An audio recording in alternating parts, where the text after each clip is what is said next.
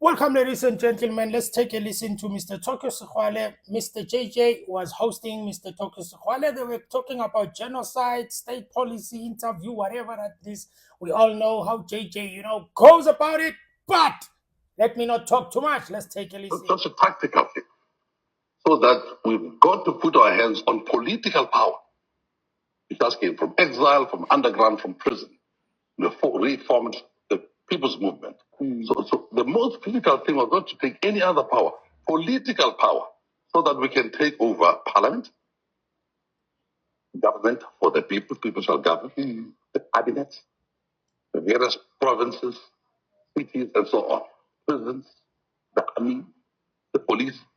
Those are elements of political power. Yes. Practically, we said, let's get this thing with as much limited bloodshed as possible. It doesn't mean there was no bloodshed. In the middle of negotiations, They were. We thousands of people died. Yes.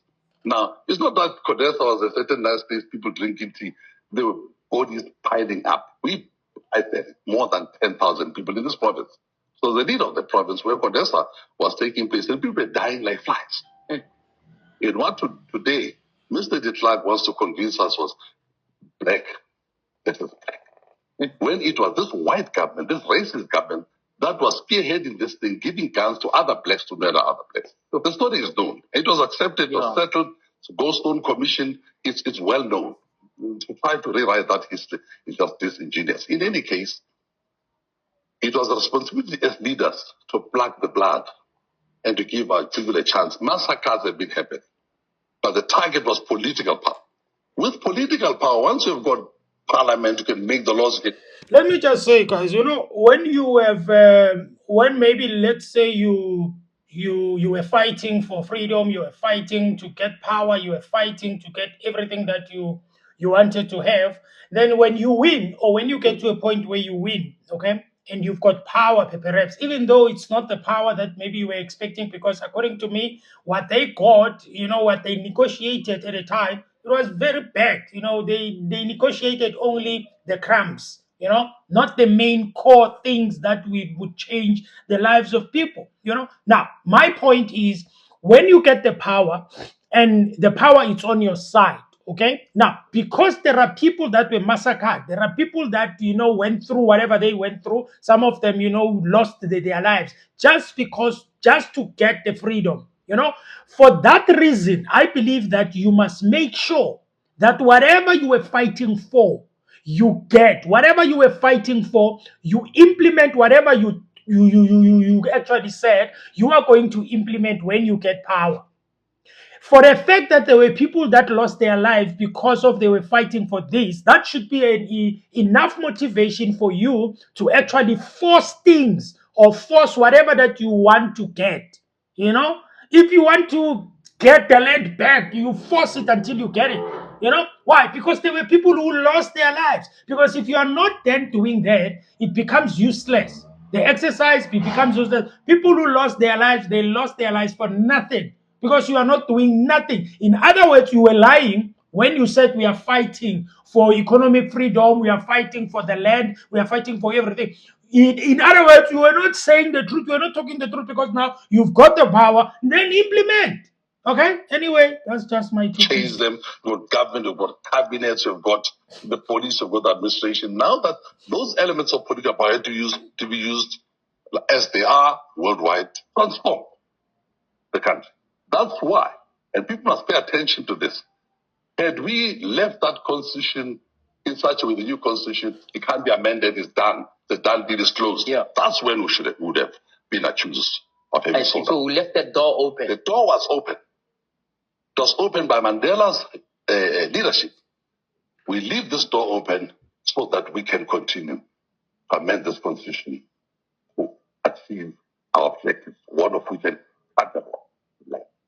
Now, we have let our guards down. This land thing should have been done as quickly as after taking political power.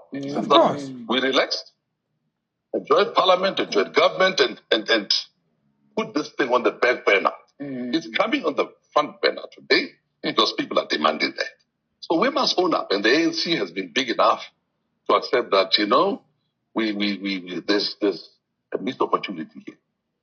So when we now try to do it, look, even the U.S. Secretary of State today, Pompeo, with such cheek. And the people who opposed us, by the way, that resolution, 556 of the United Nations Security Council, was unanimously adopted by all members. Only one country stood against that resolution that apartheid is a crime against humanity. It was the United States of America. This one, which calls people like myself and make it difficult, terrorists. But you are listed there to say... Still listed. Still listed. And this is the government of Pompeo. Terrible. Now, today, this man says, if we touch land, so you can see where we come from. Yeah. If we touch land, it's an abomination. So we must know that United States, that's what black government, as others did whilst we even liberation movement, are still going to interfere. So don't think that the battle goes away. Yeah. It's going to be a very serious battle, a tough one, because some white right-wingers recently met this right-winger, Bolton. Yes. At the time, I think, National Security Advisor Donald Trump. And they got kudos that the whites are dying here. So Pompeo is proceeding carrying on that narrative. I'm saying, therefore, these are the people who did this now. We missed it. It's a missed opportunity, and we have lost time. Yeah. This land thing. Why this omission, though? Let's go to it. Why this, in your view, why this omission? Because, especially because this was at the center. You've described it well. You say this was the cardinal crime of land dispossession. Right? So if you are dealing with the cardinal crime, yes, you are allowed to be tactical in terms of saying, phase one, we take over political power, but phase two, we have to take over economic power. Why, in your view, was there such a big omission? Were we simply confused by the trappings of now suddenly being in charge, when in fact, some fundamentally, we're still not in charge of the means of production, the economy itself? No nation can ever succeed when the bulk of its population, especially this racial thing in South Africa, are not part of the center stage of the economy. We missed an opportunity, and we must own up. We must own up to the fact that the land thing, the land deal, should long have been undertaken. As we're talking about empowerment, economic, and of course, the white community at that time, those who owned real land, were ready at that time because they had their backs on the wall. Yeah. Okay, they were ready at that time, realizing that the aspirations of the black majority of this country are at the door. Absolutely. We let people relax. Yeah. That's why we're having this pushback against us today. But however, it's lost time. We've got to rectify this. It's time to do this thing, and as the president and other people say, it must be done in such a way that we don't wreck the country. But it's something that must be done. Yeah. There's a lot of opportunity, but we can still rectify the situation. Yeah. There seemed to have been an overall idea of what we wanted to do, but a lack of follow-through. In other words, Mandela was saying, let's do reconciliation. You talked about how to take over power, but actually, his first agenda in the first 5 years was to bring the country together, so that by the time Thabo Mbeki's regime came that says, now transform, now arrest the economy, it has a soft landing. Do you think that what the Clerk has done this past week, right, has put that first cushion or foundation that Mandela was trying to put in place in a bit of a reverse gear? And in your view, what could be the implications of that in terms of the current project that's facing us, which is to restore land to the people? De Klerk betrayed the essence of the partnership that we offered at that time. He got a Nobel Prize. But some of us were not happy with that. But we were convinced at the time that it's okay, because I never believed that Nelson Mandela is equal to another person Nobel Prize. There are people who have got this Nobel Prize on their own. But no, Nobel Prize got prestige, but was started by a man. Ladies and gentlemen, tell me, guys, what do you think about the land issue? I want you to comment in the comment section. What do you think about the land?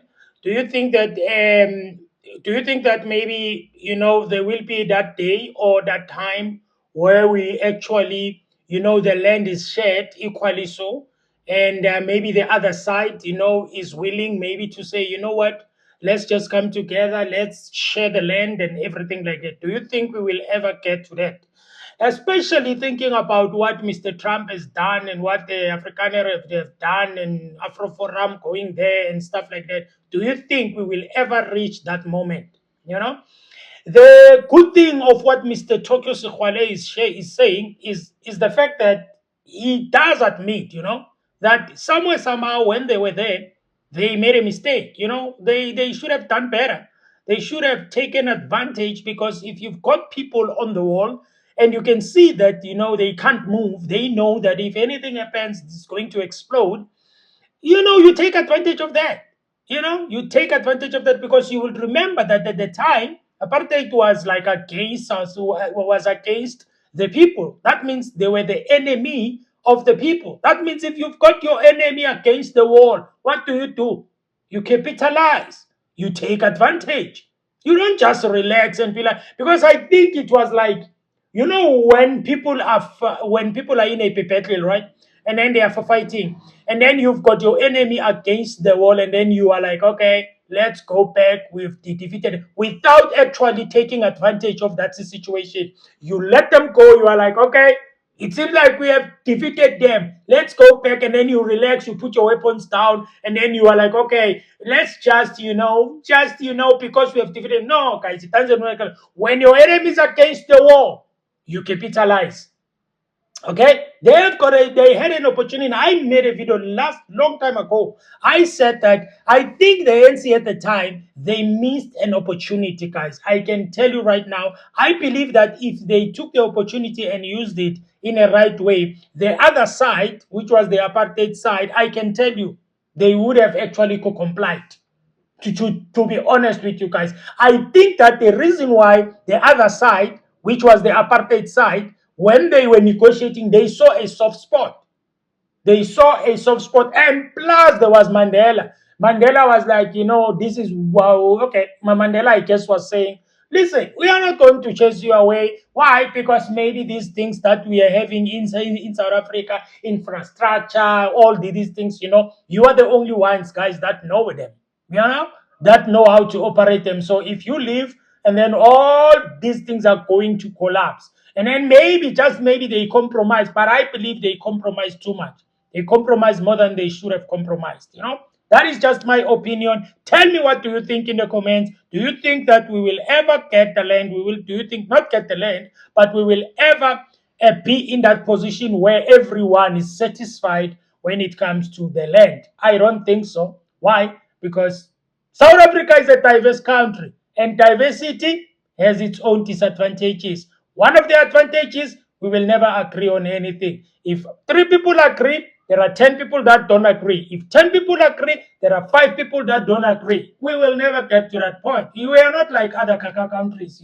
Our country is something else. Anyway, thank you for watching, ladies and gentlemen. I would like you to like my video, to subscribe to the channel. I would appreciate that, and I would love that. Have a fantastic day. You have a great and a good day. I'm out.